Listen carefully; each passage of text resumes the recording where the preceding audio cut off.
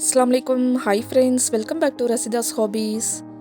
இன்றைக்கி vlogல எப்போதும் போல் மார்னிங் ரொட்டீன் பார்க்க போகிறீங்க. ஹஸ்பண்டோட லஞ்ச் பாக்ஸுக்கு வந்து என்ன பேக் பண்ணேன்னு சொல்லிட்டு பார்க்கலாம். இது கூடவே வந்து ரொம்ப ரொம்ப சிம்பிளான ஒரு ரெசிபியும் பார்க்கலாம். பட் டேஸ்ட் ரொம்பவே நல்லாயிருக்கும். வாங்க ரெசிபிக்குள்ளே போகலாம்.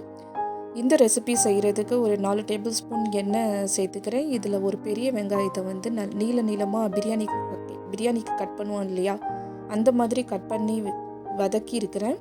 இது கூடவே ஒரு டீஸ்பூன் இஞ்சி பூண்டு பேஸ்ட்டு சேர்த்து அதோட பச்சை வாசனை போனதுக்கு அப்புறமா ஒரு அரை தக்காளியை வந்து சின்ன சின்னதாக கட் பண்ணி வச்சுருக்கிறேன். அதையும் சேர்த்து கூடவே வந்து தேவையான அளவு, இந்த கிரேவிக்கே தேவையான அளவு உப்பையும் சேர்த்து தக்காளி நல்லா மசிஞ்சு வந்ததுக்கப்புறமா மசாலா தூள் ஒன்று ஒன்றா சேர்த்துடலாம். ஒரு 1/4 டீஸ்பூன் வந்து மஞ்சத்தூள், 1 டீஸ்பூன் சில்லி பவுடரும் தனியாத்தூளும் சேர்த்துருக்குறேன். இந்த மசாலா எல்லாம் வந்து எண்ணெயிலே நல்லா வதக்கிக்கலாம். மசாலாவோட பச்சை வாசனை எல்லாம் போனதுக்கப்புறமா ஒரு டம்ளர் தண்ணி வந்து சேர்த்துக்கிறேன். இந்த தண்ணி வந்து நல்லா கொதித்து வரட்டும். அது வரைக்கும் இதை மூடி போட்டு வச்சிடுறேன்.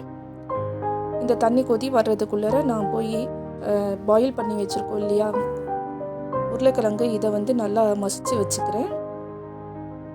இன்றைக்கி நான் வந்து 4 உருளைக்கிழங்கை வேக வச்சு தோல் உரித்து வச்சுருக்கிறேன். அதை தான் மசித்து வச்சுருக்கிறேன். இப்போது தண்ணியும் நல்லா கொதி வந்துருச்சு. இதில் இந்த உருளைக்கிழங்கை சேர்த்துக்கலாம்.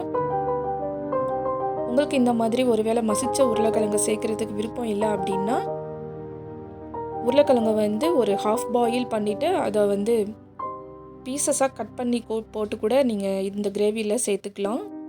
இப்போது இந்த தண்ணியெல்லாம் நல்லா இந்த உருளைக்கிழங்கை அப்சர்வ் பண்ணி உருளைக்கிழங்குல வந்து மசாலாலாம் நல்லா இறங்கி வரட்டும். அது வரைக்கும் இதை மூடி போட்டு வேக வச்சிடுறேன்.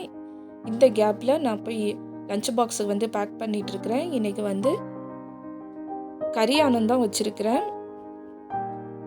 இது கூடவே கொஞ்சமாக வத்தலும் வச்சு பேக் பண்ணிக்கிறேன். இந்த கறி ஆனத்துக்கு பார்த்திங்க அப்படின்னா கூட சைடிஷ்க்கு வந்து நான்வெஜ் எதுவும் இல்லை அப்படிங்கிறப்போ சைடிஷ்ஷாக வந்து இந்த உருளைக்கிழங்கு கிரேவியை நம்ம செஞ்சு கொடுத்துடலாம். டேஸ்ட் ரொம்பவே நல்லாயிருக்கும்.